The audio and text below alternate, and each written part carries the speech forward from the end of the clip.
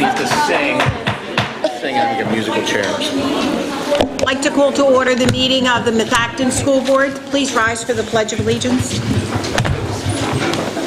I pledge allegiance to the flag of the United States of America and to the republic for which it stands, one nation, under God, indivisible, with liberty and justice for all.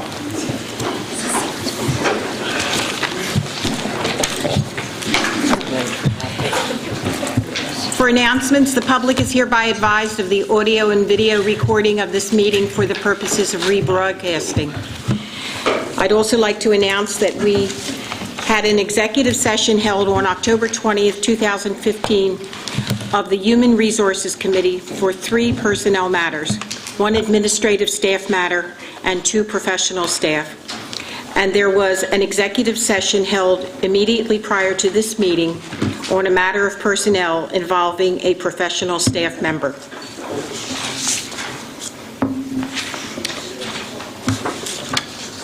For attendance, all members of the board are present except Mr. Nascimento and Mr. Phillips. Recognition of guests and scheduled speakers. Dr. Zerbe. Thank you, Ms. Hackett. This evening we have Glenn Williard from PFM, Scott Kramer from RBC, and our bond counsel Jonathan Cox from Rhodes and Synan to present the bond refinancing matter that was brought before the Finance Committee at the and previous meetings of the board for your approval here this evening. Mr. Williard. Okay, good evening. I have the handout with the blue cover page. So everything this evening is consistent with what we've talked about at the last board meeting and the Finance Committee meeting. We have a resolution, what we call parameters resolution, which would authorize you to proceed to issue some refunding bonds potentially over the next several years. We're just going to walk through that this evening. So the first page is our chart on interest rates. The second page is the chart of your all your existing debt. And the bond issue we're looking at refunding on page 2 is the one on the brown shaded columns on the left, series of 2009. On page number 3, if you remember how the parameters resolution works, there's a schedule which is a not to exceed schedule that adds up to $38 million. We're not going to need that much, but we don't know exactly the interest rates, so we have to have flexibility in sizing it. So that's what the resolution authorizes, and then whatever's unused, John can explain, but we would certify with the state that it's not used, and then that debt goes off your books.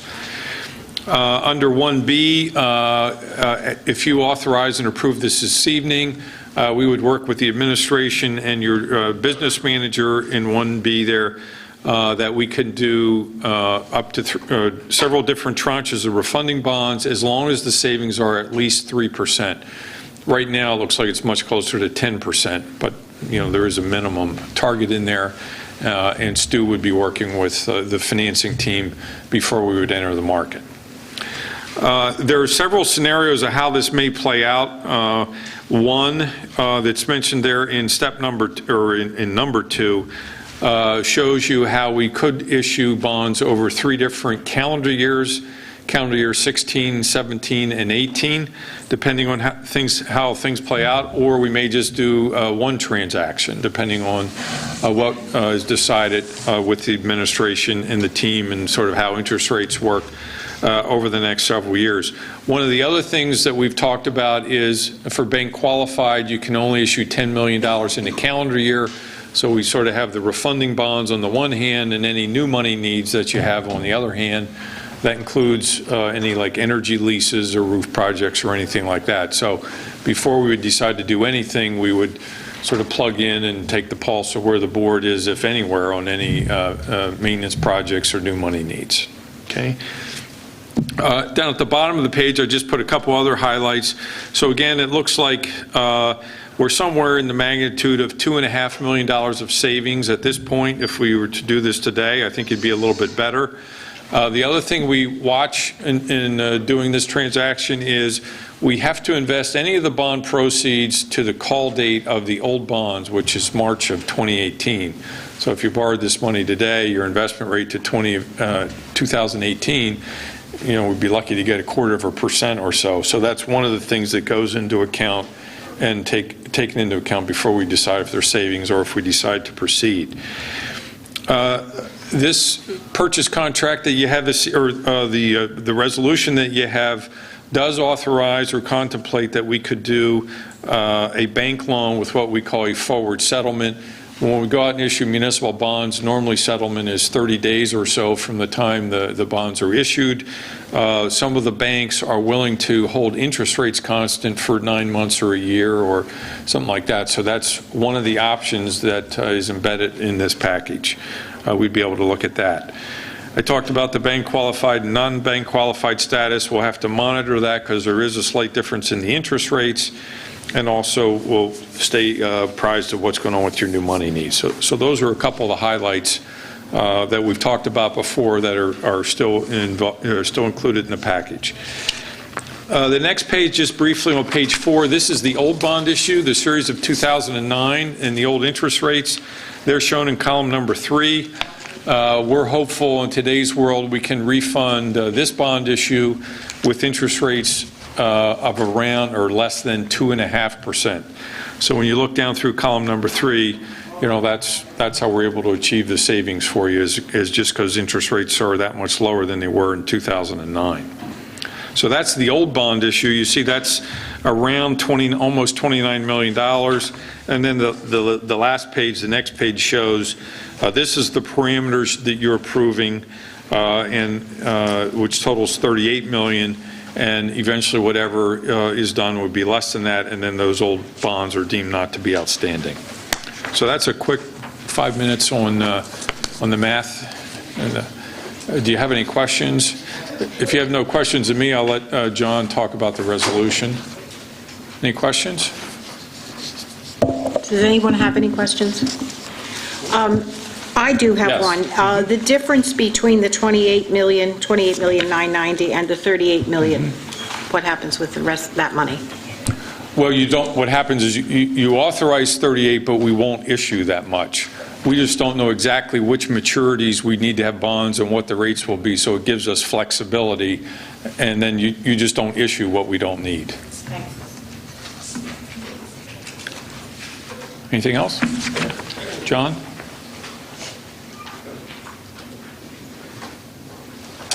Okay, thank you, Glenn. Again, John Cox here this evening from Rhodes and Sign on your behalf as your bond counsel. I'll note for the record that the resolution before the board has been advertised as required under the Local Government Unit Debt Act. It appeared in the Times-Herald on Friday the 23rd. As Glenn indicated, the resolution does authorize a maximum principal amount of $38 million, which after the refundings have been completed, we will file what's called a certificate of non-completion of sale with DCED, which will reduce the principal amount on their books and records to what the school district actually issued. Again, for the purpose of refunding the series of 2009 bonds, the resolution does authorize, as Glenn indicated, the refunding to happen in pieces. So it authorizes one or more series of bonds, which can be offered in a public offering by your underwriter, RBC, or RBC can act as a placement agent to place a portion of the debt in a private placement with a bank if that's more advantageous to the school district. So as Glenn indicated, there are banks willing to do forward settlements, so you could actually lock in an interest rate in advance, but not fund, so you minimize the amount of that negative arbitrage for 9 months or 12 months. So if that is in the better interest of the district, that's what you're finance team will do and recommend and work with your administration. And to that point, I will note in Section 4 of the resolution, although this is the only action required by the board to authorize this financing. Section 4, the board delegates to the administration and the officers of the board this timing of the individual pieces. So this puts everything in place for the district to take advantage of the savings opportunities as they present themselves, and authorizes and delegates the specific timing of those individual pieces to your administration and the officers of the board working with your finance team. Any questions on the resolution? Mr. Pellicano? Yeah, not so much on the resolution, but more for Stu. I guess as those things take place, those different pieces, you will just give the Finance Committee, I guess, and the overall board just updates periodically? Absolutely. Absolutely. Anyone else? Okay, thank you. Thank you. So it's on the agenda later in the meeting, the vote. Is that correct? Yes. Okay. That's correct. So just a roll call vote at the appropriate time. Thank you.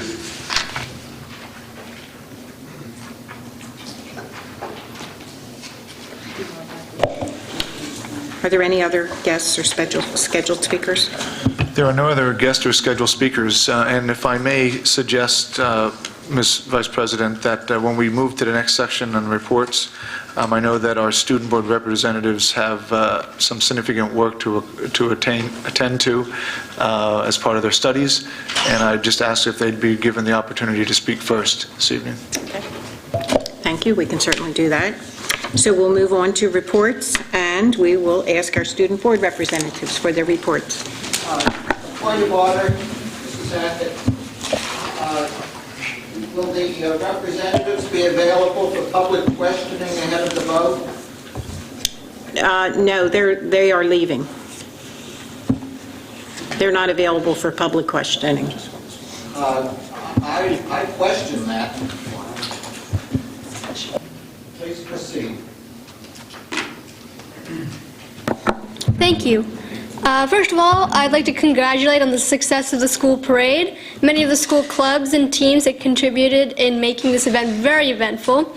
Well, in terms of student activities, the National Honor Society inducted about 62 new students who demonstrated their leadership, character, service, and scholarship.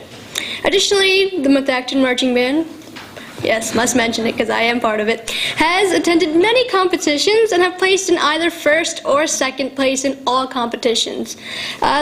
The play Tempest is underway. Shakespeare, anyone like Shakespeare out there? And they debut on November 5th, so please come out and watch it. It's a great show, I expect it to be. Robotics also continues to build and learn computer technology as they prepare for upcoming competitions in November and January. And in Arcola, students are preparing for roles in the play Aladdin.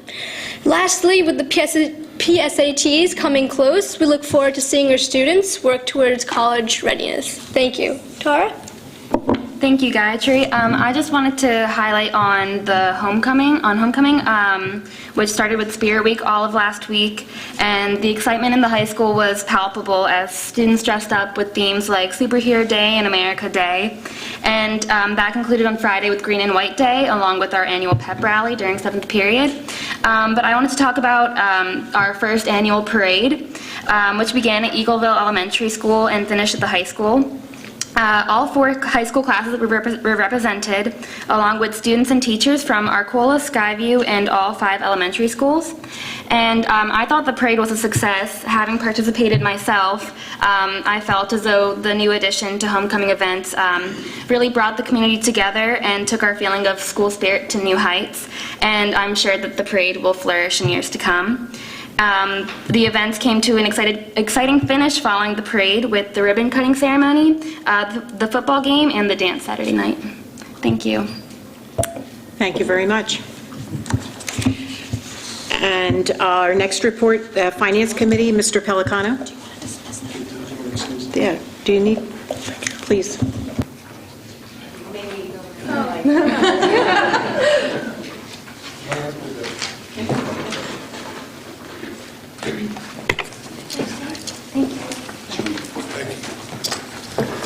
Hi, Mrs. Hackett. The Finance Committee met on Tuesday, October 20th at the Farina Education Center. All members of the committee were present. I think the minutes inadvertently missed the fact that you were at the meeting. So we'll add you to those minutes, but you were there, and everybody else. There was 4 major components covered in the meeting. I'll just go over each one of those briefly. The first one was the result of the annual audit by the firm of Major and Mastro CPAs, who reviewed various components of the audit report, going over major components, new disclosures, that sort of thing. In general, it was a very positive result overall. The financial results reflected a $2.385 million surplus, which was a positive thing. And in addition, there was no audit findings or recommendations whatsoever. Matter of fact, the folks were very, very complimentary of Mr. Whiteleather and his staff, so I'd like to congratulate them on a job well done for that work, so thank you for that. The next item was a discussion around the budget surplus recommendation. Dr. Zerbe reviewed his recommendation regarding this, which you'll hear more about, but in essence, what he suggested was breaking this down into a couple different components, identifying about $117,000 of that amount to go towards a 10-year field replacement escrow account, $1 million going towards the capital reserve account for future capital needs, and another about $409,000 to go to the general fund balance. So this was actually, again, recommended to move forward to the board by the Finance Committee. The last item was, or the next to last item was the bond refinancing, which you just heard about. We also, we talked about the parameters and things that we heard about earlier today, and again, recommended that move forward to the board. And lastly, we talked about the monthly reports, which are standard monthly items, reviewed various types of items in the reports with respect to variances and spend according to the departments in the schools. So overall, the one major item that came out of that review was a little bit of a revenue shortfall to date, mainly as it relates to the state budget stalemate that we're all familiar about with what's going on in Harrisburg. So that was really the end of the overall items. There were several items that were covered in the courtesy of the floor, which are reflected in the minutes. And the meeting was adjourned at 9:01 p.m. So thank you. Thank you, Mr. Pellicano. Property Committee, Mr. Phillips is not here. Is there another member of the Property Committee who would like to report? Or not? Yeah, I'll fill in real briefly. The minutes are attached to the agenda, so I would suggest reading them on your own. But in a nutshell, basically, we did have a project update, with some completion dates regarding the auxiliary and the stadium field. As we all know, the stadium field is completed and in use, which is wonderful. The Romtech building, which is the new restroom building, I've had a lot of good compliments on that. From various people, especially after this weekend's football games. The big thing is that we talked about the change orders. Literally went through every change order that we've had on the projects, line by line. Was very good, and I believe one of them is going to be presented tonight on the agenda. We touched on the RFP, the district-wide, the facility update. We got a lot of them back, and the Property Committee will be getting them. Reviews on them later on. That's basically it. Thank you, Mr. Roth. And the next report is the Human Resources Committee. Mr. Roth? Okay, I'll just go right on to that. We did have the HR Committee did have a meeting at 6:30 p.m. on the 20th of October.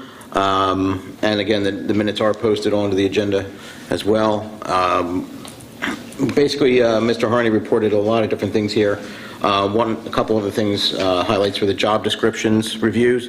The last one was done approximately 2010, and so what they're going to do, the administration is going to do a complete review and update all the job descriptions, and then as they are reviewed and updated, will be submitted to the board for approval. This process is expected to take a number of months and will not be completed until later in 2016. Clearance requirement update. Mr. Harney also reported on changes to the clearance requirements for staff and volunteers. Reminders are currently being sent out to staff whose clearances expire soon, and also to assure that all the staff have updates on on file prior to their expiration dates. You also notice that the clearances have been extended to 60 months now, which is a change from the previous expiration date of 36 months. So, Mr. Harney also reported on the substitutes, and that analysis is being made of our substitute process and our success in using the current methods. As soon as that analysis is complete, he will report it to the committee. And also should note that this, the issue of substitutes regarding in the school districts is a statewide issue. I overheard it on KYW News and on a couple other news outlets too. So it seems to be a statewide issue that's gaining a lot of attention. And then we went into the board agenda items for tonight, and that's the courtesy of the floor also was happening, and that's reflected in the minutes. Okay, thank you. Thank you, Mr. Roth. The next committee is the Education Committee, and I can report on that. We had just several items on the report.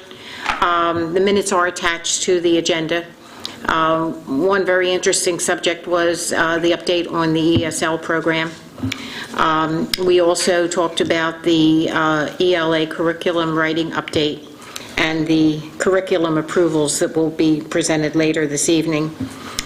Also undersubscribed courses at the high school, and we received the initial report for the October 1st student accounting for the year. It could change from then, and I think we will be getting an updated report on that. And there was courtesy of the floor, and that's also reflected in the minutes. The next committee is Communications and Community Relations. Mr. McFarland. Thank you. First, I apologize for the minutes not being made available. That's my error, and I will make sure that they are made available to the public. The committee met very briefly on October 6th. There were no members of the public there. Mrs. Barone was present. Dr. Zerbe was present. Mr. Phillips was not present. In our brief meeting, it was decided that Mr. Nascimento would take over the chairmanship of this, and that I would step back so that in the future months, and also in the upcoming reorganization, the committee would be reformed. So that was the essence of the meeting, and again, I'll supply the minutes in the next day or two. Thank you, Mr. McFarland. Policy Committee, Ms. Woodring. Thank you. We met last Tuesday. We had 13 policies on our agenda. 7 we were able to move forward for a first read tonight. We do not have any for approval this evening. I would probably like to call the board's attention to policy 100 and 100.1 specifically, simply because this is our outline or directive for our strategic planning process to include the comprehensive planning process. So it's a little bit of a hybrid situation. So I would ask that you pay particular attention, take a look at that, since we are launching into that whole process as a district very soon. And I would also like to share that our next meeting is set for November 11th at 9:30. And we will be dedicating that meeting largely to the review of the work that we've done over the past year, so that we can pass on to the new committee anything that is hanging or dangling or unfinished business, so we don't miss any steps. And we concluded the meeting at 11. There were no members of the public there for courtesy of the floor. Thank you. Thank you, Ms. Woodring. The next report is the intermediate unit, and I will report on that. The most significant thing at the intermediate unit meeting last month was that we approved that the intermediate unit could go out and borrow funds, because they do not expect to have enough funds to carry them to January if the state budget isn't approved. They receive a lot of their funding from the state government. So they still have enough funds. They have not borrowed yet, but our next meeting is tomorrow night, and I'll have more to tell you next time. Next is the North Montco Technical Career Center. Ms. Woodring. Yes, thank you. We met a week ago, Monday evening, and we received a first draft of the Technical Center's strategic plan. If you remember, I was part of that process, and we met for our first, I guess the first time back in May. So this is, again, this is pretty much following the comprehensive plan format that the state requires of us. We've come up with 4 action plans, 4 goals that we'll be working on, and I think this is required to be available for public viewing or suspense for a time before we actually vote and approve it. Let's see, we talked a little bit about the roof replacement project. That is in the design bid phase right at the moment.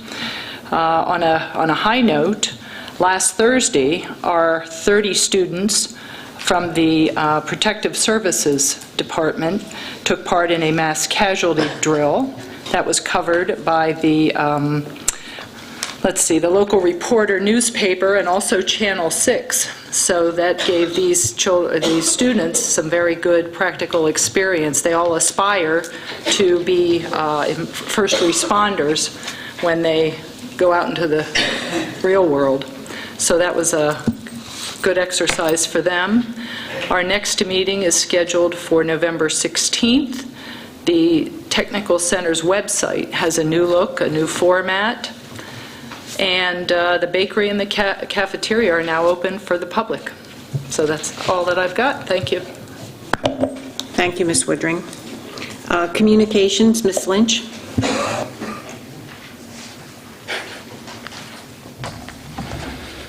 Thank you. I'd like to use my time to bring a couple of upcoming events to your attention, one of which the Student Board representatives already referred to. So I'll just add to the Tempest Shakespeare's production that tickets are available for purchase online. So it's very convenient to get your tickets as soon as you can so that you don't miss that wonderful production. The Methacton High School students every year, and for the last 2 years, have had a Methacton Mini-thon. So it supports the Four Diamonds Fund through Penn State. And this year, in order to supplement the funds that they raise, because they've been very successful so far, but every year the bar is raised, they will be hosting the Harlem Wizards, which is a trick basketball team, and they'll be coming to Methacton High School on Monday, November 2nd. Tickets are available for purchase online. The link is right on our homepage, and there's also a little video so you can sort of get a preview of what the basketball team looks like in action. The students work very, very hard. Tickets are $12 for general admission, $10 for students, and it takes place from 7 to 9 p.m. And there are even some courtside seats still available, so make sure to get your hands on those. On Friday, November 20th, Methacton's music and art departments will host a very special event, the annual Celebration of the Arts. This program features Methacton's own music teachers performing and art set to music. This free event is available for all at Arcola Intermediate School at 7:30 p.m. and donations will be taken to support music and art scholarships for Methacton students. So if anyone has ever been to this event, it is a fantastic event, and I would encourage you to make sure that you get there. Thank you. Thank you, Ms. Lynch. And Superintendent's report, Dr. Zerbe. Thank you, Ms. Vice President. This evening I have several items I just want to let the board know. I want to say a few things about the parade, fields, and lights. I also want to talk a little bit about fundraising, strategic planning, vendor selection for a school under the school consolidation process, and then one last matter. So it does give me great pleasure this evening to share some positive and great news with the board and the community. Of course, many of you know that this past Saturday we had a great day for our district, for our students, and for our community. And the day was filled with school and community pride as we witnessed the start with students, staff, and parents from each of the 8 schools coming together for what appeared to be the first ever homecoming parade.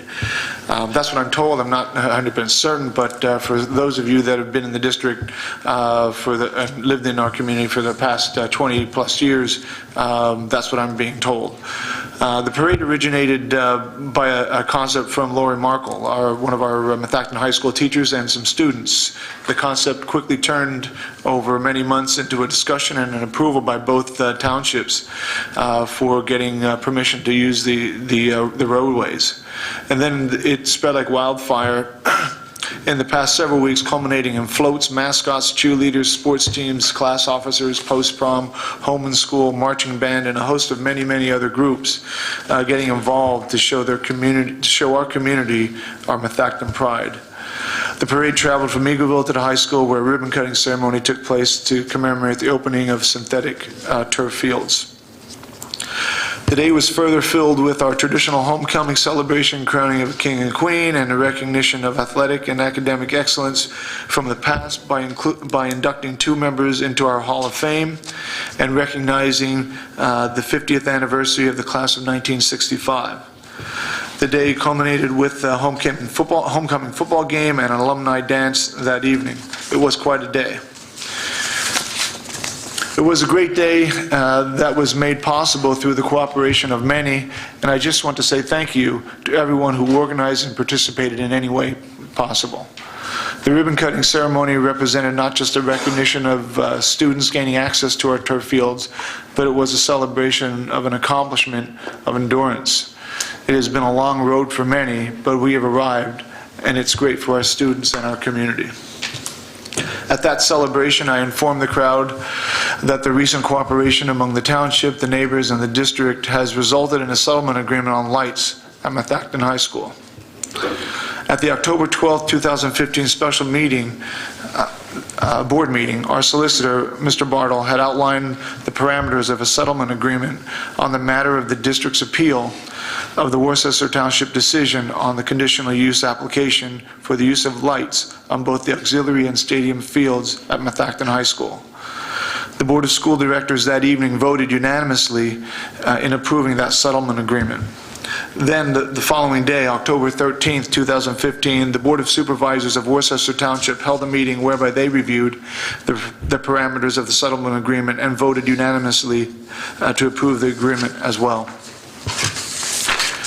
Then on the morning of October 19th, 2015, I was notified that the neighbors who are party to the appeal also signed the agreement. This recent cooperation of the 3 parties now becomes a matter of court procedure, with public notice of a meeting of the matter scheduled for November 24th, at which time we will likely hear an affirmation of the 3-party settlement. The board should be advised that I began speaking with our contractors with respects to change orders associated with the remaining work needed to complete the installation of lights based on the new design included with the settlement agreement. This new design, as you probably already know, will reduce the total number of light poles and subsequent fixtures from 11 to 9 poles total, or 4 poles total on the stadium field and 5 poles total on the auxiliary field. It is only proper to explain that while there is much excitement in our community regarding this 20-plus year matter of lights on the fields, I will be recommending to the board president that we consider scheduling a meeting following the decision on the 24th to approve a change order to complete this project as it was intended, with lights.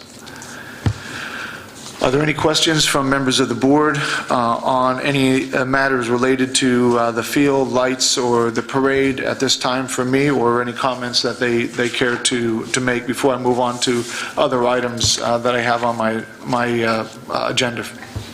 Any comment? No? Okay.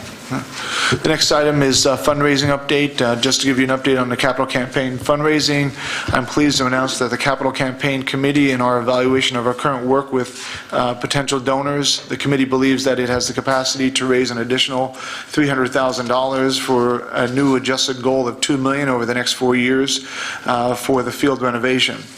A result of the settlement agreement on lights has sparked some additional interest in giving and will help perpetuate us towards this new goal. We have a multi-pronged approach currently active in that a committee is actively working on business target for donations. I'm in the process of formalizing and finalizing a committee to address the $1,000 donor levels, which will have their name inscribed in the giving wall by the stadium. And lastly, I'm working directly with the large donors and making those connections. I will continue to provide regular updates on this matter. The next item that I have for reporting is strategic planning. In my efforts to bring forward a comprehensive strategic planning process, I am recommending for your approval this evening the authorization to engage Bucks County Intermediate Unit to provide strategic planning facilitation services to our district. The Strategic Planning Steering Committee supports this recommendation and is eager to get to work. We have a steering committee meeting scheduled for tomorrow evening where we will begin organizing around the facilitator's plan, which I will then follow with a written public update on the district website. Ms. Parati, the consultant from BCIU, it comes highly recommended by many of the superintendents in Montgomery County. She recently completed, as Ms. Woodring has alluded to, the planning work with North Monco Technical Career Center, where I have heard nothing but positive results from her work. The next item I have is for vendor selection. I want you to be advised that I've received questions from the board with regards to the matter of selecting a vendor to conduct a second enrollment report and to conduct, if needed, the redrawing of attendance areas. The motion to hire Citygate of Annapolis, Maryland was tabled at the October 12, 2015 special meeting of the board. Please be advised that I currently do not have the answers for the board consideration this evening. I will communicate with the board once I am prepared to present and schedule a meeting as soon as possible on the matter. In addition, I must share that several of the questions that I've received from the board are of the nature that will likely cause a need for additional follow-up information.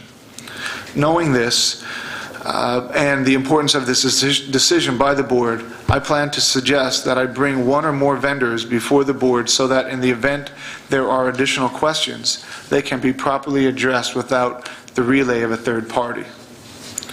And lastly, I would like to address the timeline as requested of me at the last meeting. Board President requested that I provide a timeline. It was the belief that the request on October 12th for a timeline was in anticipation of a vendor being selected that evening, for which we now know did not occur. Given the fact that we have not determined a vendor for redrawing of attendance areas or for the second enrollment projection report, I must suggest to the board that a decision on the potential closing of a school is more reasonable to occur after the new year. I will be able to better provide you a timeline once a vendor has been selected. And the last matter that I want to report on is an unfortunate matter. As many of you may be aware, one of our district's 11th grade students passed away recently. Our thoughts are with his family and friends, and we offer our sincere condolences. In an effort to support our students and our staff with a loss like this, the high school administrative team, the crisis response team, and county agencies coordinated individual and group counseling services to help our students cope with the death of their classmate and provide them with opportunities to express their emotions and identify strategies for managing their feelings.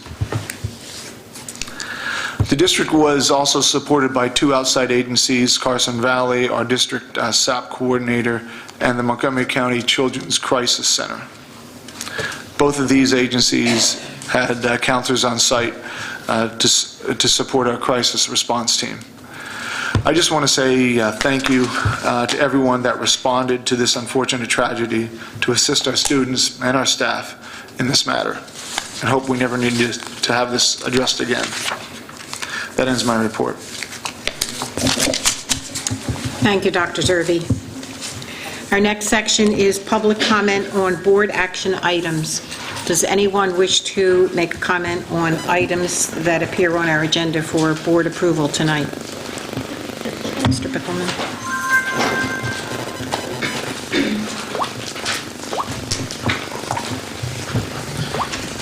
Joe Bickelman from Audubon. I have a concern about the resolution for the bond refunding. We're planning on issuing $30 million of bonds to refund the 2009 issue for estimated over $2 million of savings.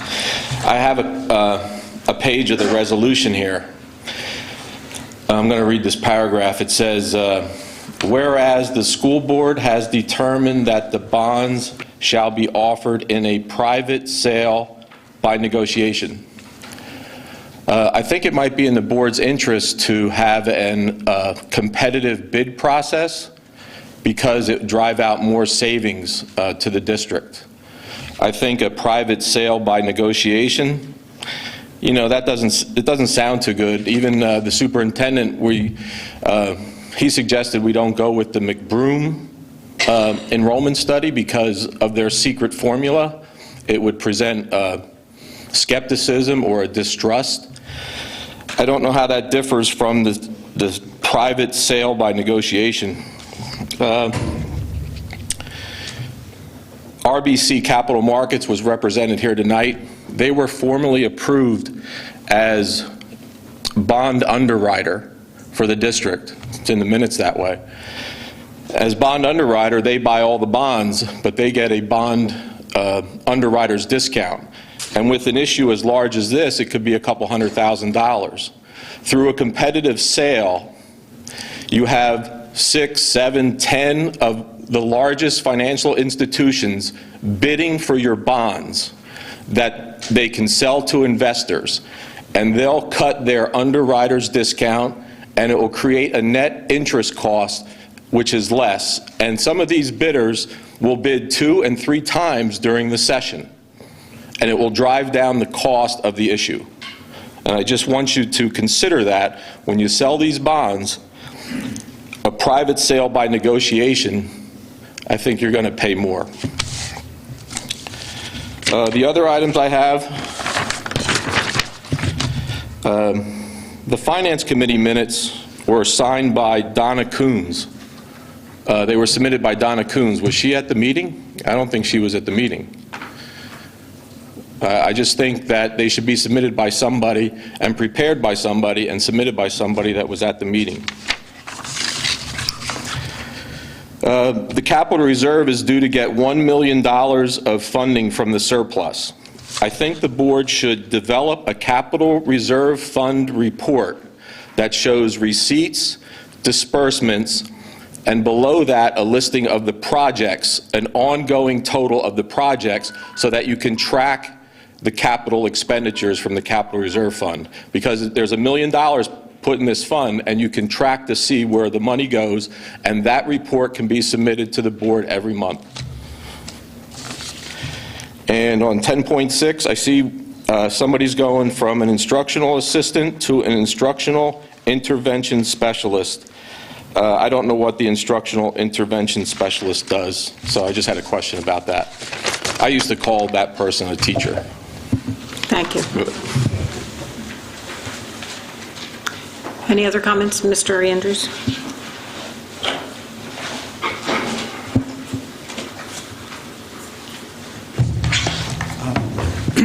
Good evening. John Andrews, Lower Providence. It looks like Mr. Bartle got a face job, or he's has a substitute here. So I would think that when this occurs, that the solicitor present, I'm sure he's capable of the position, should be identified at some point. With regard to the bond resolution that is in front of you for this evening, I would think that your financial expert should be available for this portion of the meeting, not just the presentation to the board.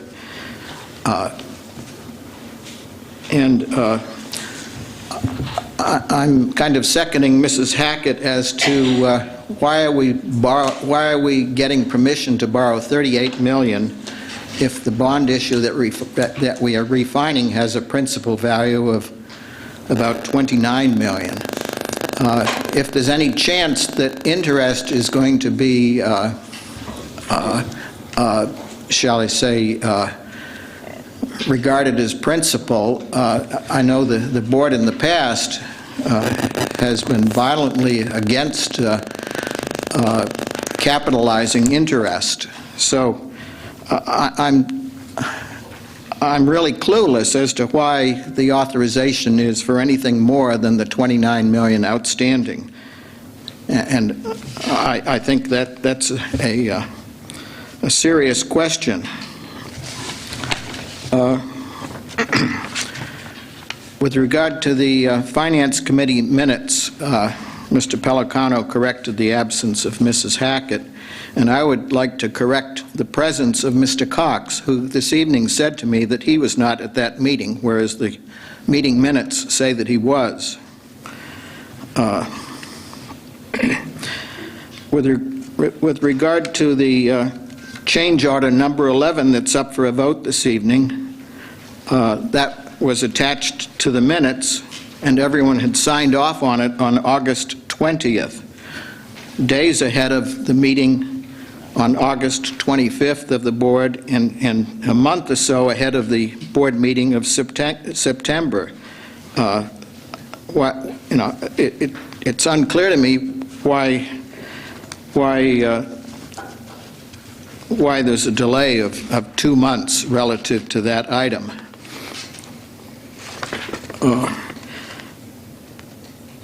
With regard to the list of bills, on page 8, Mr. Bartle's firm has an assessment fee of almost $7,600 for July and August. The list of bills also says HR legal fees. And then on page 11, for the July 1 to August 28th meeting, it says fees are relative to Shannondale of $18,600. Now, I recall, I think it was last year, that the Bartle firm got a flat fee of $25,000 relative to reassessment cases. So it seems to me that where the case has been going on for, let's say, 4 years, just in the last year and a half, we've spent over $50,000 on legal fees, and I wonder if we're going to recoup that if we win. Thank you. Thank you, Mr. Andrews. Anyone else?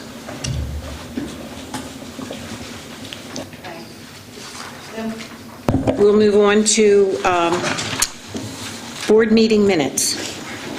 Can I have a motion to approve the board meeting minutes of the regular board meeting held on September 22nd, 2015, which are attached to the agenda? Mrs. Woodring? Second, Mr. Roth? Okay. Is there any discussion? Okay.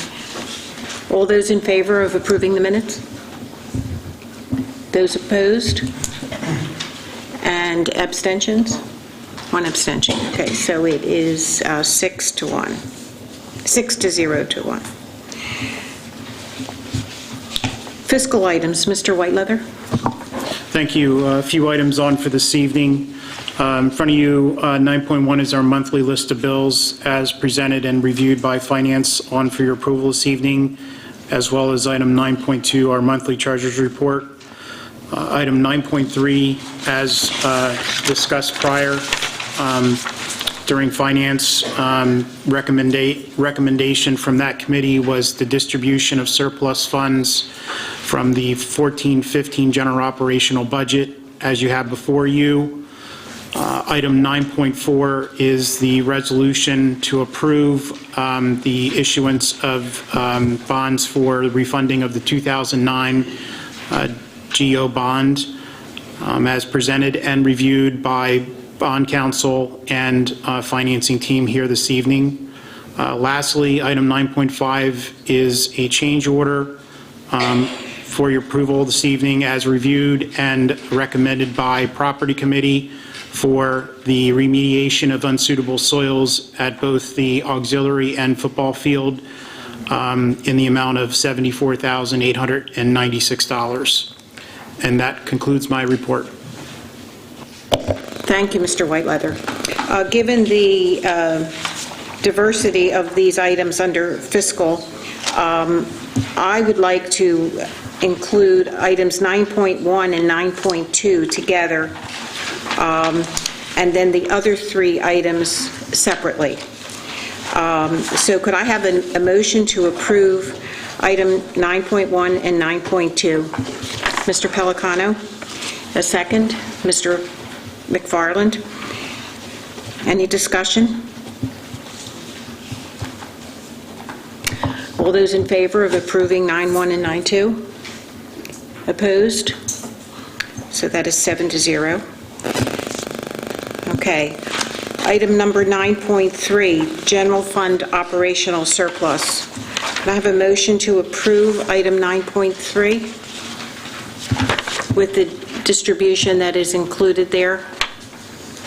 Ms. Shackelford, second. Mr. Pellicano, discussion? Mr. Pellicano? Just a question. I mean, Dr. Zerbe, could you just quickly go over the calculation as how you came up with 117? Sure. So resulting from the 2014-15 audited general fund operation surplus, those recommendations as listed in the agenda were provided previously to the Finance Committee and have been moved by that committee for your approval this evening. The audited amount of surplus was calculated at $2,385,437, of which $858,813 were previously approved by the board to be utilized in the 15-16 budget. Then there remains $1,526,624, of which I'm recommending that $117,020, which is part of your question, Mr. Pellicano, that $117,020 is the estimated amount from our field architect for the replacement of the major field components or field amenities, including synthetic turf and infill within a 10-year period.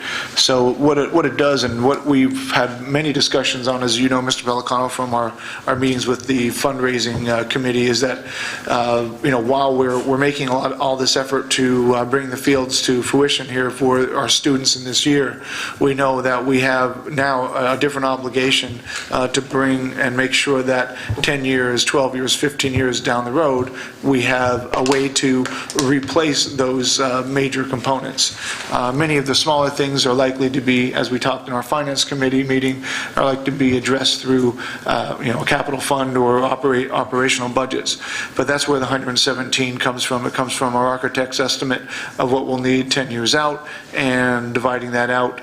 And so it'll likely become a component of our operating budget moving forward. So you'll probably see that number again as we start to bring forward the budget for the 16-17 school year. Nonetheless, we are recommending $1 million to be allocated for the capital reserve for use in completing the remaining portion of the field renovation work and any potential future projects that we have available to us with any of the residual funds.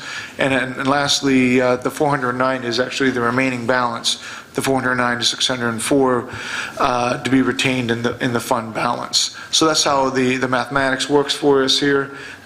This is the best use of these one-time funds for our distribution and moving forward as a district. And we recommend your approval of that this evening. Any other comments? Ms. Woodring?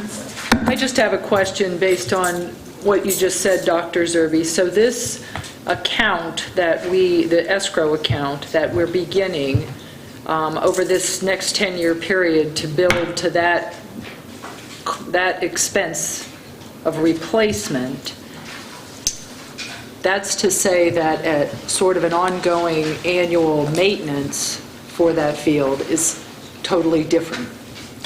Yes, maintenance of the field and any replacement of items, repairs on an annual basis are going to be covered in other realms. This is really the major pieces: the actual carpet itself, the infill itself, the netting. There's 8-foot and 20-foot. I'm sorry. 10 and 20-foot height poles that have netting that capture balls, whether they're soccer balls or lacrosse balls, what have you. So those are the major components that are not typically something we can just come out and drop, $1 million 10 years down the road. This is the proper way to do it. This is what the architect is recommending, and after much discussion with our fundraising committee, this is what the fundraising committee has recommended as well.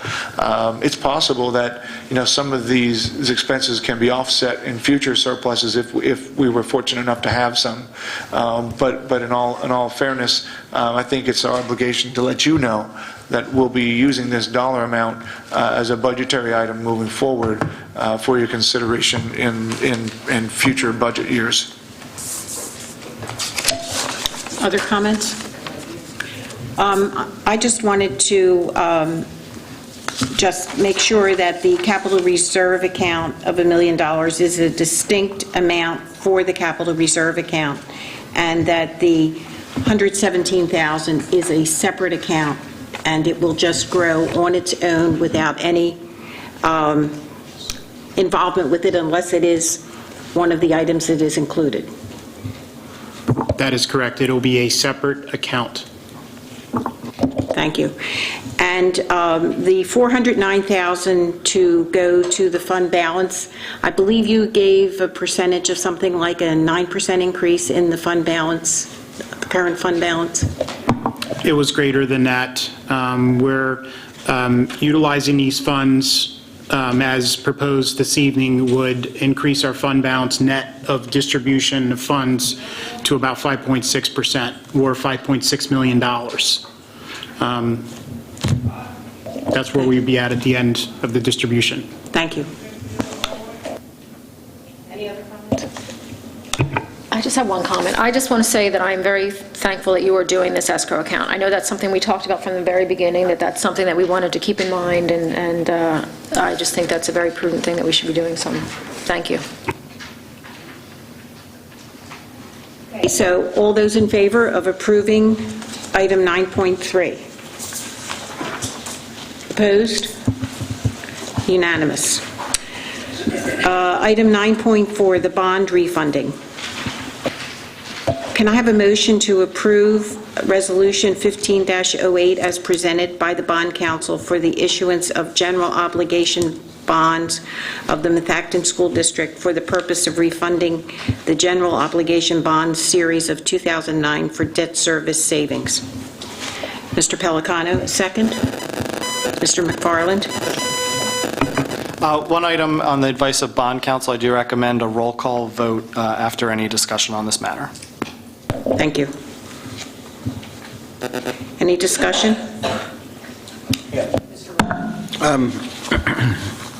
Well, it was explained to me that, briefly about the $38 million, I do have a concern about that because usually when you refund these bonds, it's usually pretty close, a little bit closer to that exact amount. Do we really anticipate having to get anywhere near that $38 million? I know the Finance Committee went over this at length, and I trust the members of the committee did cover these things, but I just getting it out there to double check, make sure. Yeah, basically the parameters resolution is it allows a flexible environment for us. There is no intention whatsoever for us to get anywhere near $38 million. If anything, we're to stick to our number as close as possible. But a parameters resolution is simply just a mechanism to allow us to enter the market when the timing is most beneficial for us. So there's no expectation for us to use anywhere near that $38 million. It's just basically giving us a wider range to enter into the market versus targeting a specific number. And then if for whatever reason we would not be able to get there, we would not be able to move into the market. You're just allowing yourself a greater range in order to insert yourself in there with the expectation that we would achieve $2.5 million or greater in savings by utilizing this mechanism. Does that answer the...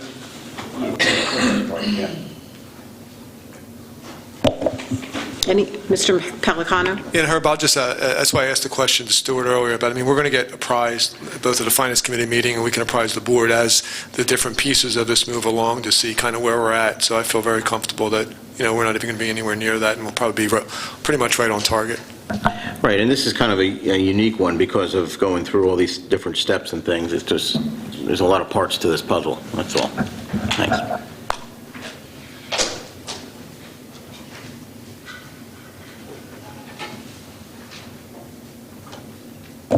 Any other comments? Okay, so we need to do a roll call vote for this, so I will ask by name, and if you would just tell me yes or no. Kathleen Barone? Yes. Maria Shackelford? Oh, yes. Kim Woodring? Yes. Greg Pellicano? Yes. Brenda Hackett, yes. Peter McFarland? Yes. Herb Roth? Yes. Okay, so it is approved 7-0, and we have a roll call vote for that. The next item is 9.5, a change order for unsuitable soils. May I have a motion to approve the change order with Applied Landscape Technologies Incorporated for remediation of unsuitable subgrade soil in portions of the auxiliary and stadium fields as directed by geotechnical engineer in the amount of $74,896. Mr. Roth, a second? Ms. Shackelford, thank you. Any discussion? Did we all? Mr. Pellicano? Yeah, Dr. Zeb, you could just refresh. I know we talked about this. You had given us updates quite along the way about the unsuitable soils and what we did to fix them. So in approximately late July, early August, we got to the point where we were taking off the topsoil and getting the we'll call the subsoil or the subbase prepared for both the auxiliary and the stadium field. What typically they do in layman's terms is they prepare the surface and they take a big roller, a weighted roller, and roll it over the earth. And if the earth moves, meaning it usually will buckle up or wave, if it does that, it's considered unsuitable, typically because there's too much moisture in the soil. Immediately after doing that work and having two outside vendors who do the verification of that testing also review the work, it was determined that we have several spots on both of the fields that needed to be resolved or remediated. So what we originally got from our general contractor was a request by them to go off-site, gather new material, meaning go off-site, bring truckloads of material in, remove the material from our premises, and remediate the work. As you know, we had engaged a construction known as rep firm in Fidavia that was intervening with us and working with us at that moment in time, and both they and our engineer, Architera, recommended that there might be better ways to deal with that, or less expensive ways to deal with it. And what they suggested was that we go ahead and we pull that material back and allow it to dry for several days, and then put the material back into its hole, and then re-roll the surface and have the outside agencies that test the soil. But in the interest of time, it was a matter of, does the project stop or does the project continue?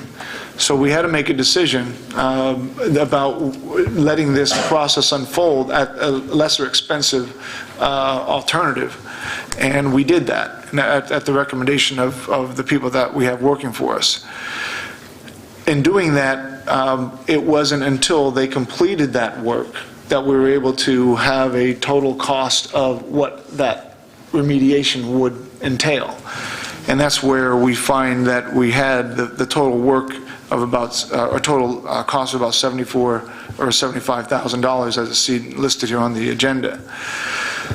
And so what had happened is we had gotten and stayed on target where we would otherwise have lost maybe several weeks to the matter, and likely, according to our architect, have paid twice the amount to remediate in the way that the contractor had originally suggested.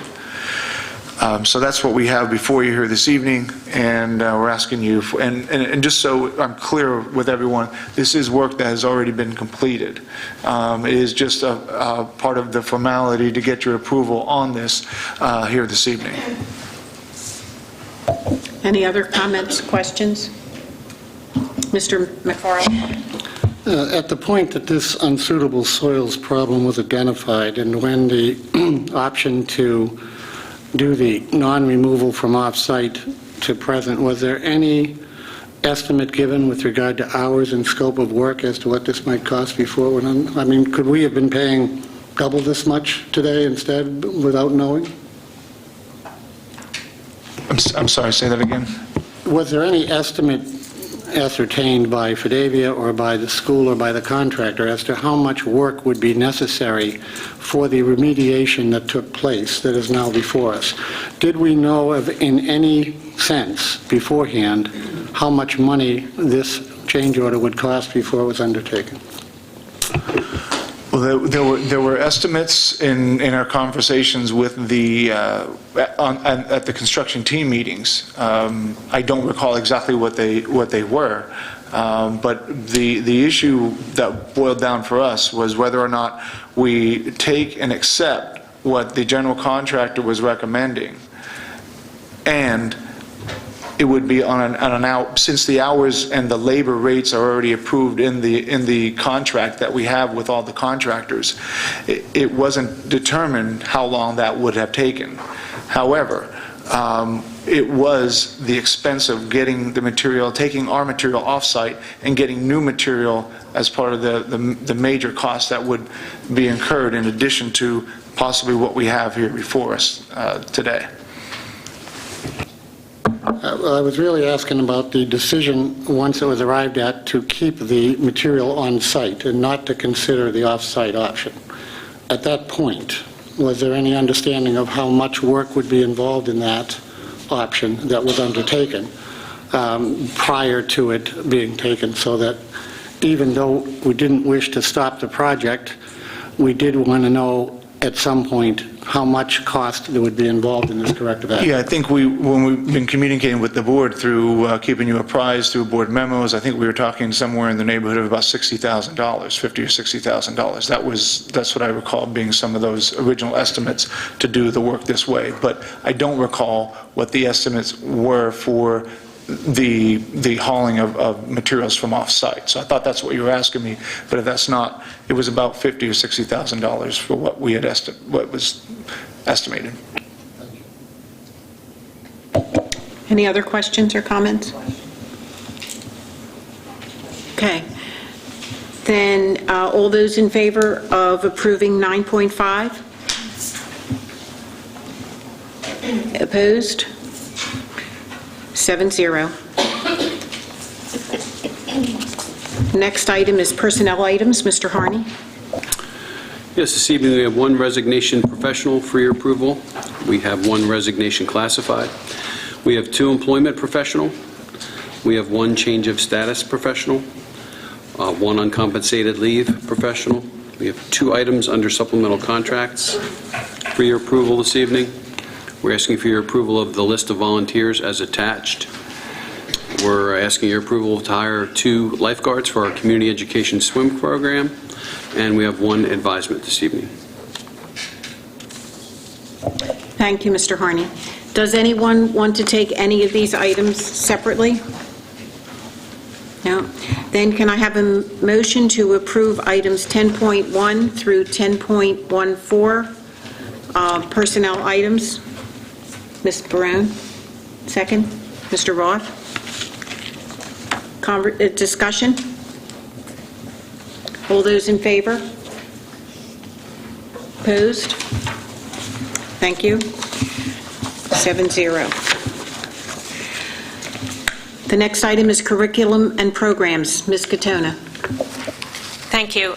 There is one item this evening for your approval. That is the K through 6 health phys ed curriculum, which would be the K to 4 phys ed, grades 5 and 6 phys ed, and grades 3 and 4 health, and 5 and 6 health, as they were presented at the Education Committee meeting.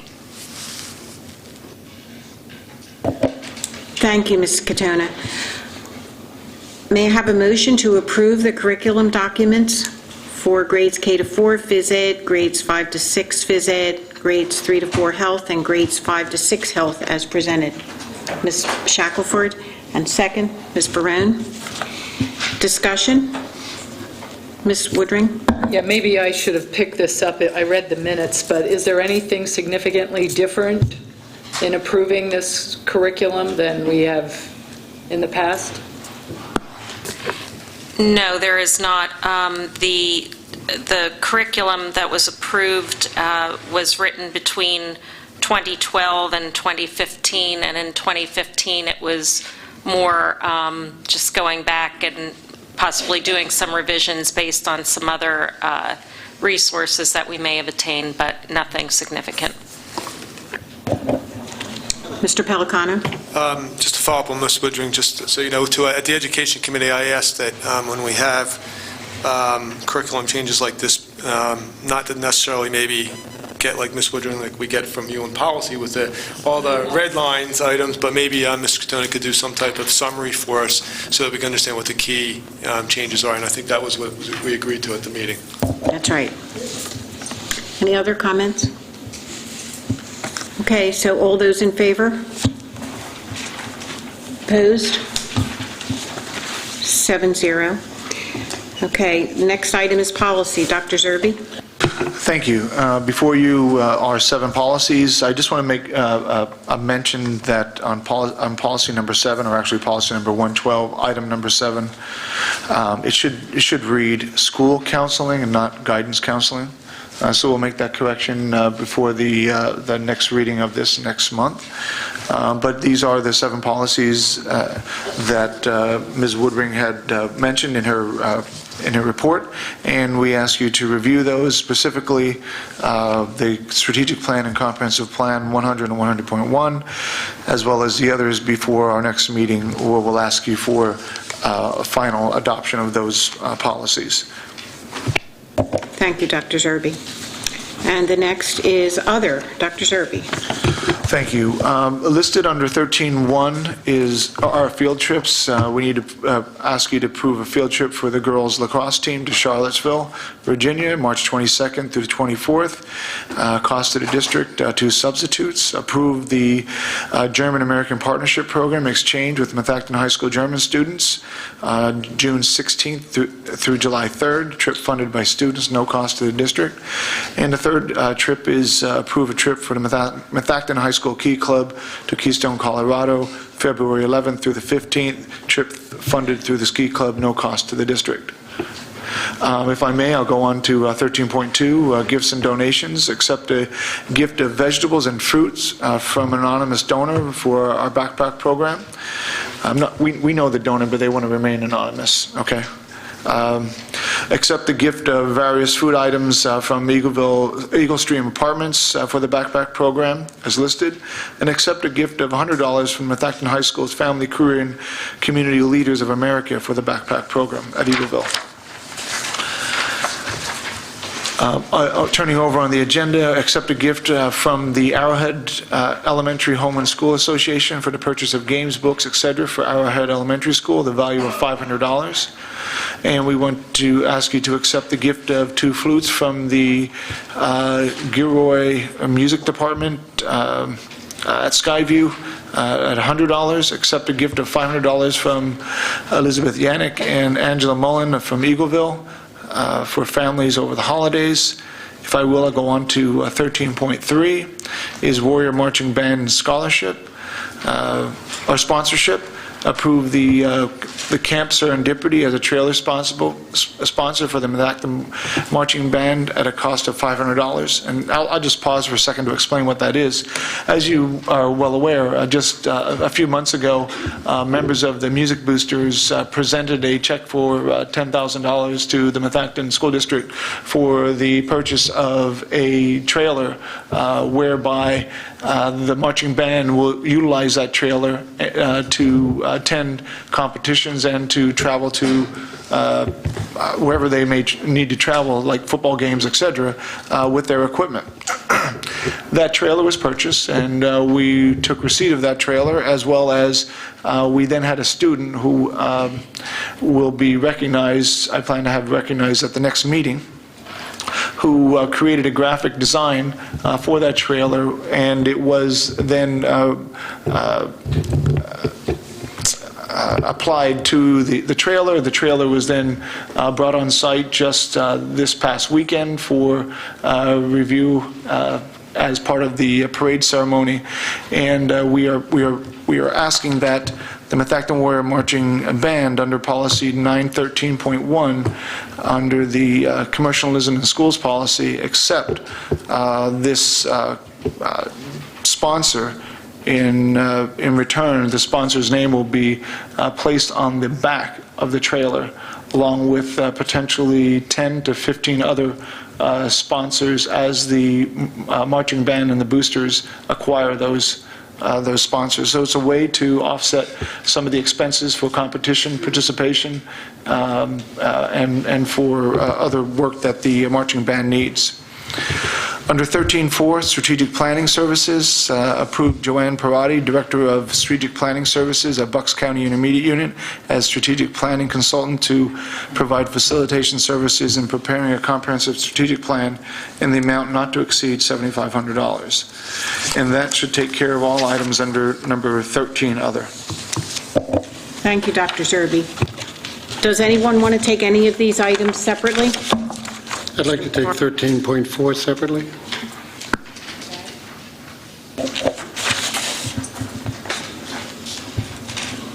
Anyone else? I have a question about 13.1, but we don't have to take it separately. Okay. Okay, so could I have a motion to approve items 13.1 through 13.3, which are the field trips, the gifts and donations, and the marching band sponsorship? Ms. Woodring? Second. Mr. Roth? Discussion? Mr. Pellicano? Yeah, it's just on 13-1, or 13.1, number 3 on the ski trip, just because I know my kids have gone on this before. Don't we have a substitutes cost associated with that? Just to be clear, I thought we probably do. It was not part of the. It was not part of the part of the field trip request form that came through my office. So I can double check that, but it may also depend on the dates of when those are. And I don't have a calendar in front of me. I mean, it's not going to affect my thought process on my vote, but I just wanted to be clear from a transparency perspective. It is during the President's Day weekend. Any other comments or questions on 13.1 through 13.3? Then all those in favor?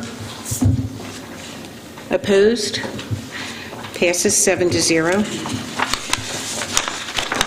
Okay, so can I have a motion to approve Joanne Parati, Director of Strategic Planning Services at Bucks County Intermediate Unit, as Strategic Planning Consultant to provide facilitation services in preparing a comprehensive strategic plan in the amount not to exceed $7,500.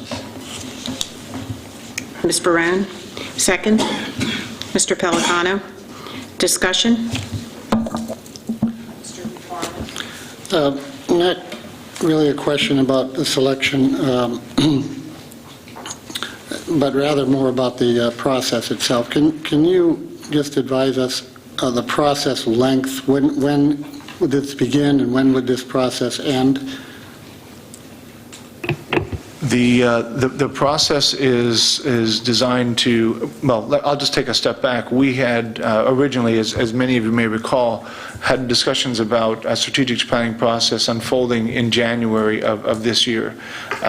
With many other matters on our plate, we put off the strategic planning process and re-established a steering committee just recently in September.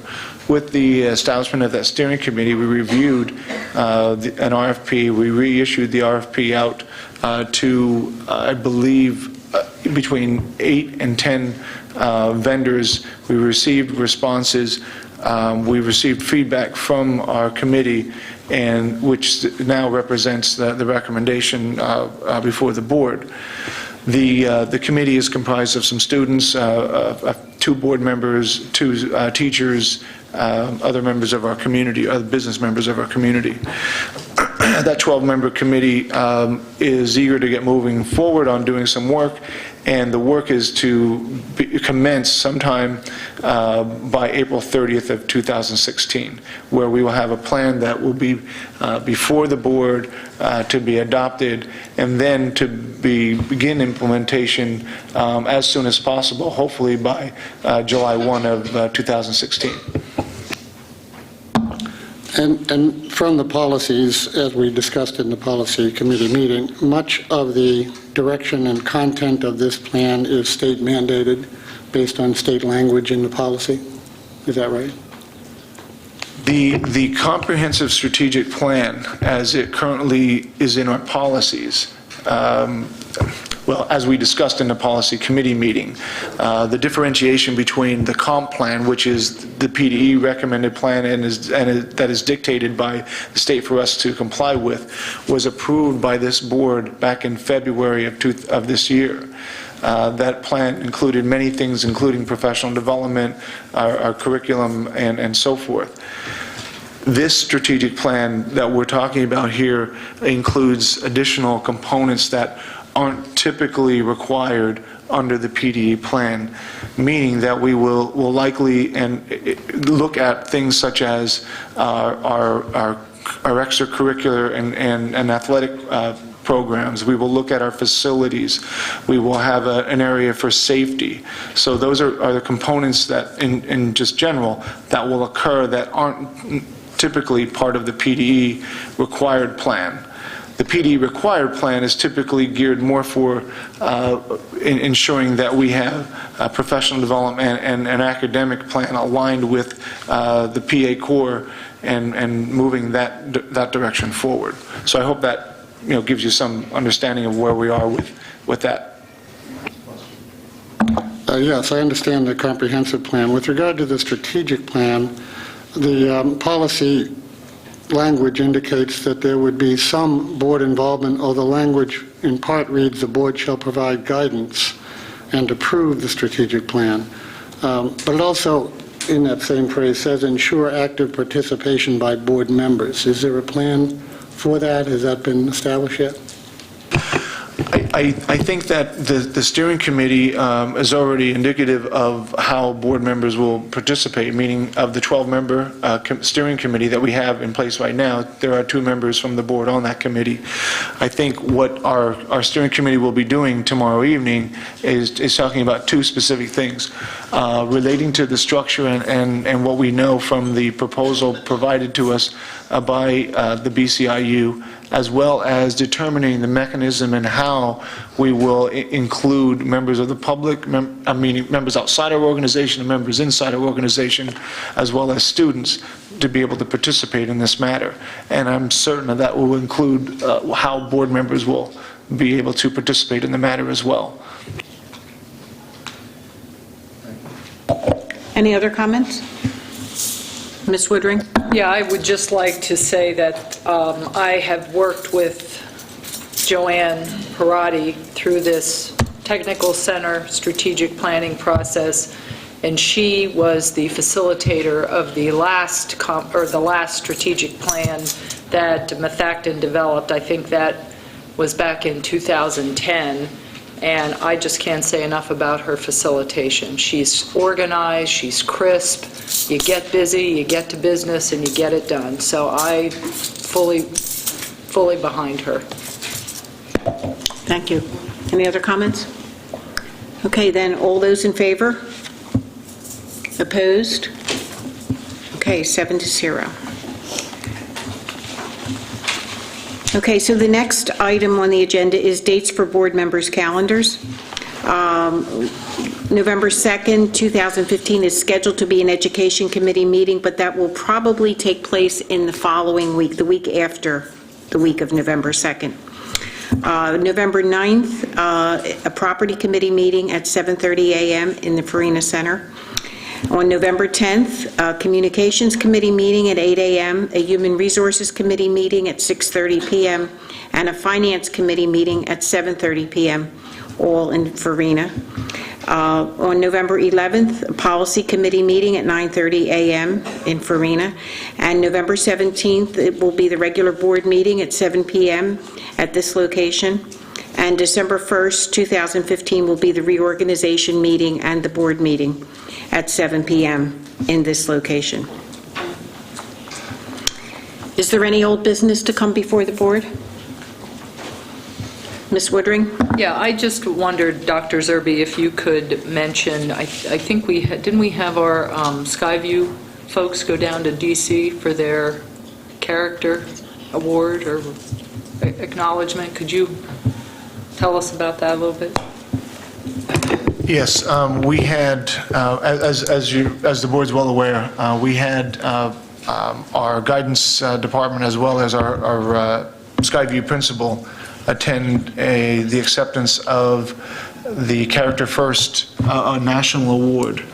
That national award is typically only given to schools that have been in the Character Ed program for a number of years. However, Skyview, under the leadership of Ms. Gorla, was one of the first schools to ever receive such an early start in the program, being in the program officially, I believe, about two years or so.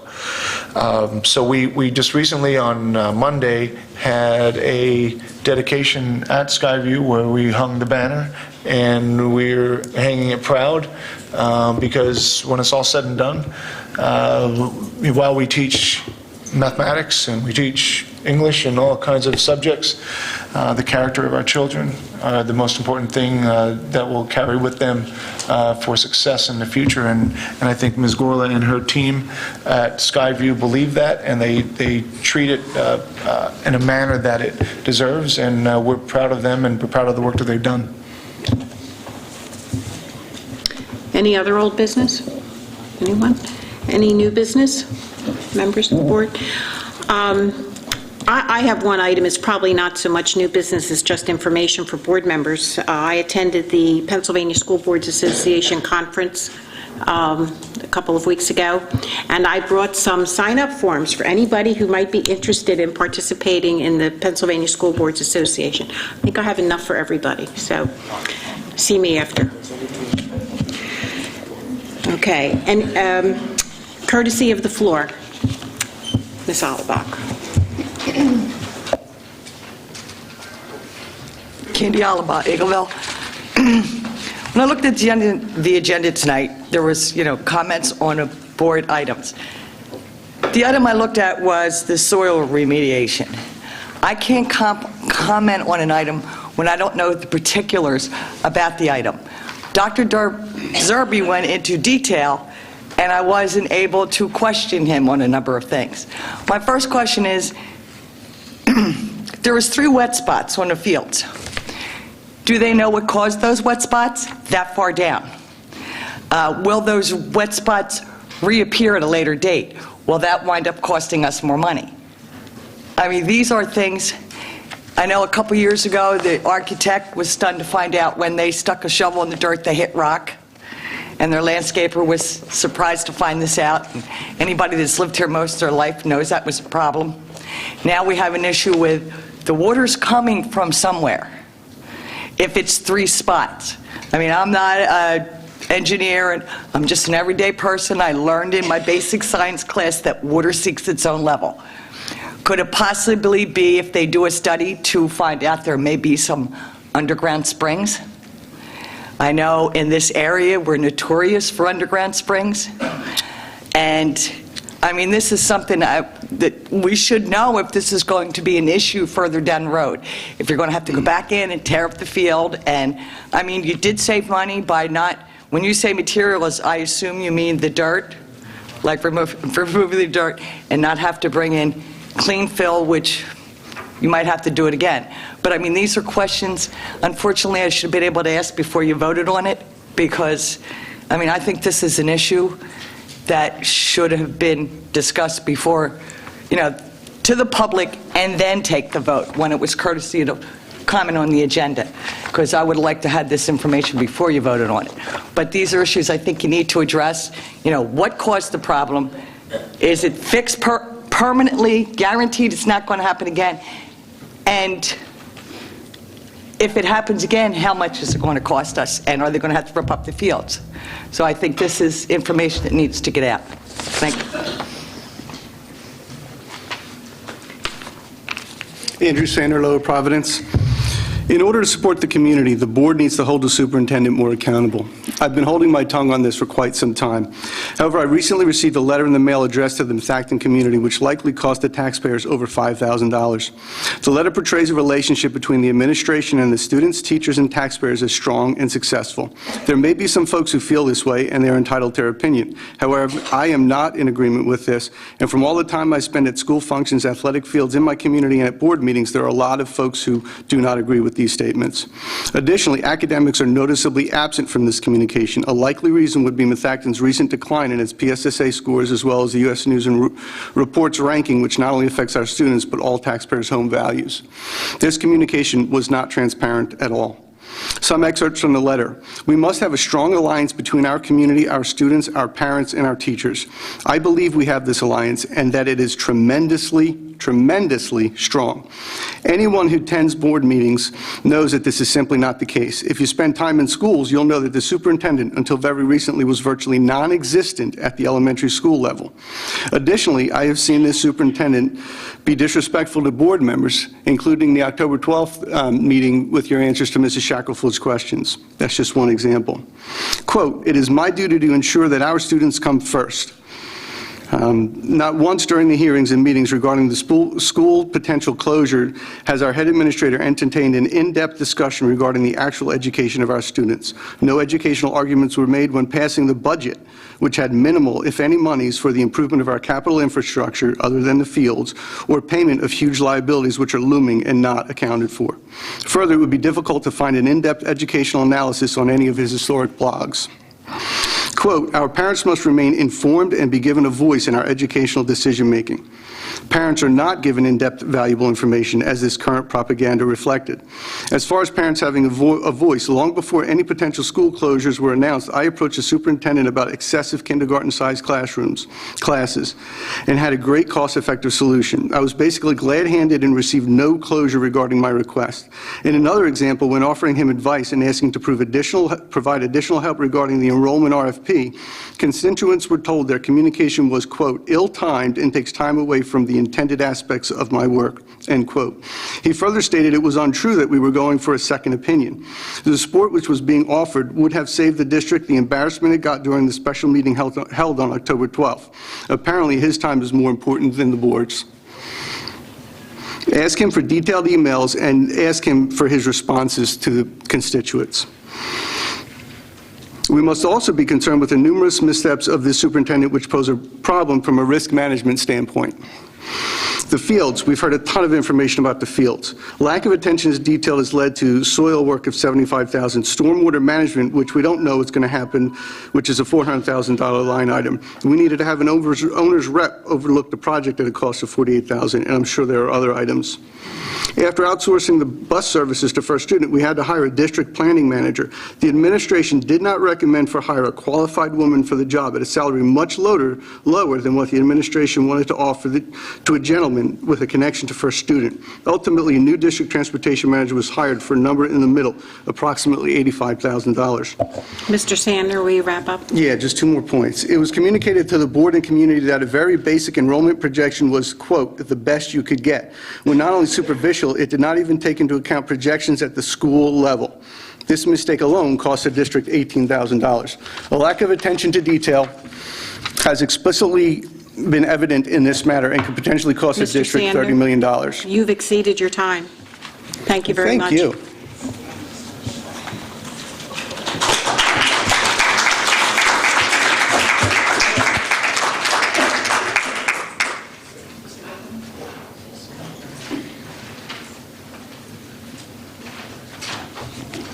Joe Bickelman from Audubon. You passed the bond resolution. I just want to find out, does the board members understand competitive online auction to sell $30 million in bonds and the difference between a private sale by negotiation? I think a public body should put this out to competitive bid.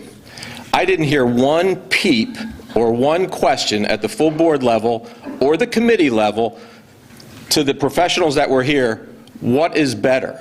I looked it up on the internet last night. I found 15, 20 articles on saving money, saving basis points, and funneling down savings to the taxpayers. Let me just put this in perspective. You can use a rule of thumb for the cost of issuance for the $30 million. There's a cost of issuance of 1.5% to 2%. That's $450,000 to $600,000 of cost of issuance. And the bulk of that money will go to the underwriter, along with bond counsel, which is the lawyer for the bond fund, along with the solicitor. You know, it's like this trough of money, $450,000 to $600,000. If you go out to competitive bid, those costs will come down and there'll be more savings to the districts. Okay, so that's cost of issuance, $450,000 to $600,000. I have a bet with my wife for $20. I say that RBC Capital Markets is going to get all the bonds. She thinks it's Mellon Bank in New York. So we'll see how that comes out. I was up late last night reading the new audit report, and I got the cost for this 2700 function, student transportation, net costs. That amount was $5,811,000 for last year. The 13-14 year, which is the year prior to that, the net cost was $5,560,000. So we spent $251,000 net cost on student transportation, which is unusual because we shopped out the drivers for savings. So we spent more money last year on student transportation. My wife and I just started paying $185 for the next 31 pays at a total of $5,735 for health insurance, $5,735 for an HMO plan. I'm sure all the other drivers are paying that too. When I worked for Colonial School District, this is another topic, and if there was a current employee in the district that interviewed for another job somewhere, and they came back to me and tried to leverage that job offering for more money or an exorbitant raise, I would show them to various doors and wish them good luck, because their heart and dedication isn't to the current district, because they went looking for another job.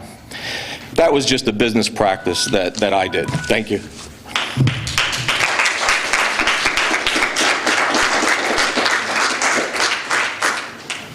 Any other comments?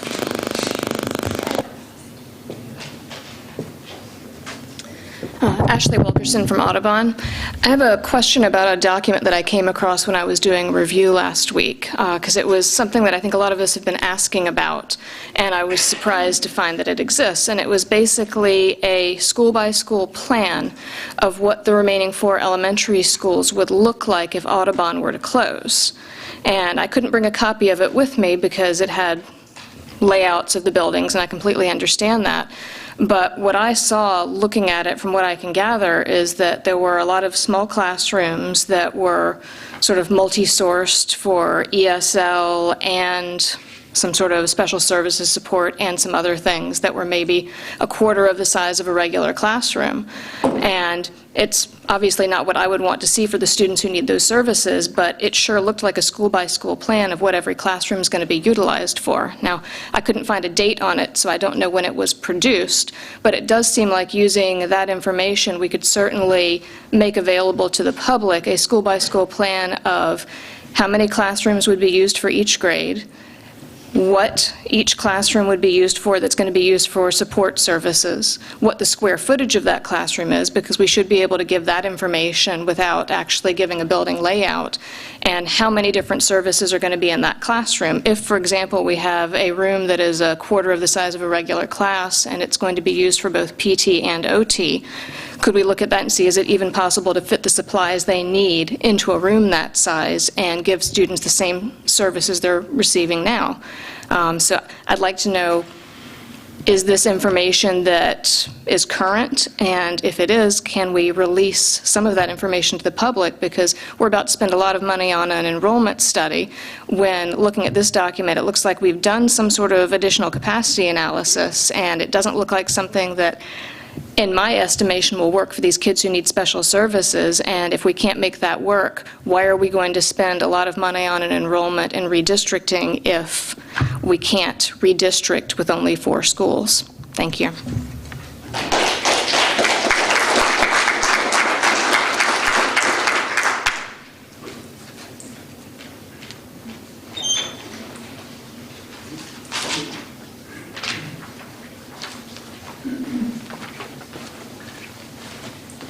Shannon Pfeffer, Audubon. I just wanted to make a comment and a concern about the $117,000 for the new escrow account for the athletic fields. I think it makes perfect sense to think forward and say, okay, over the course of 10 years, we may need to make these replacements. Just like at home, I know I'm going to have to replace a boiler and dig up my kitchen floor and put my oil heat back in. I'm thinking about that in terms of the actual schools, maybe an arrowhead roof being planned ahead of time, things like the accessibility corrections for Audubon that we've known need to happen.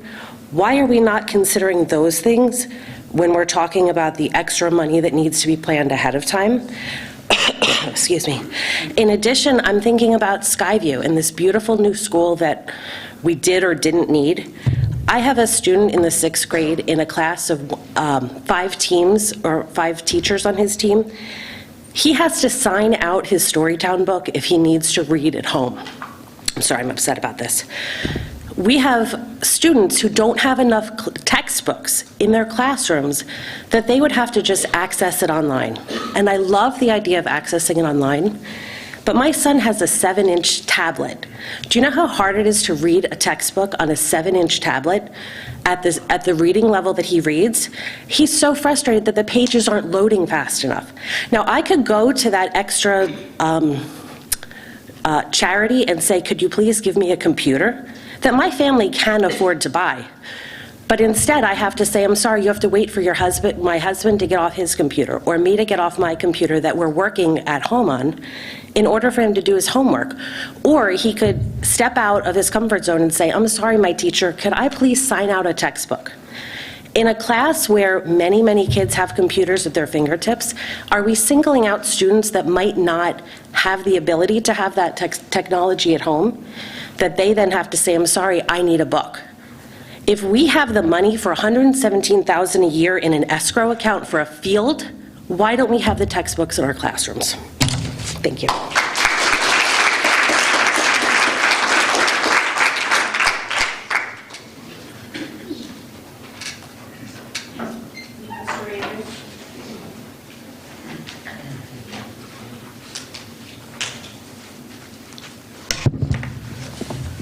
John Andrews, Lower Providence.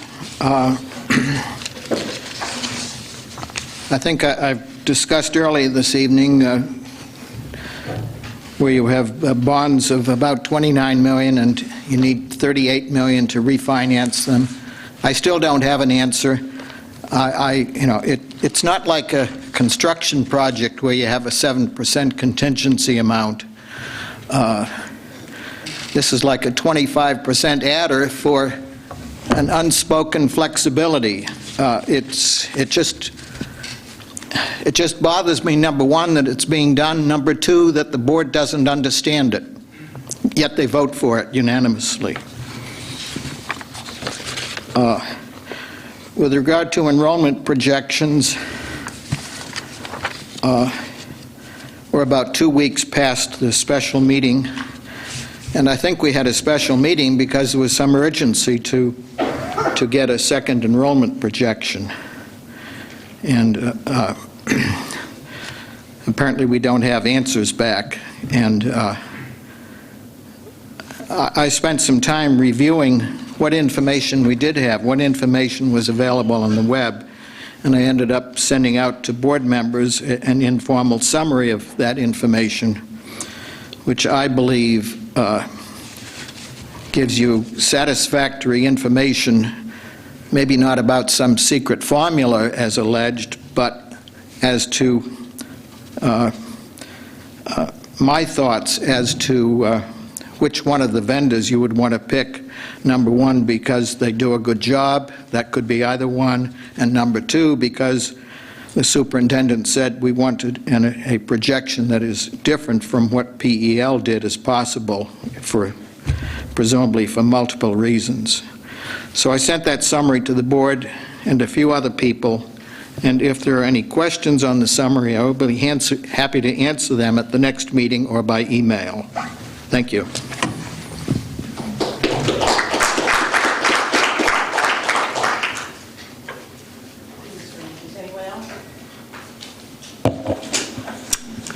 Then can I have a motion to adjourn? Mr. Roth, second. Ms. Barone? All those in favor? Thank you.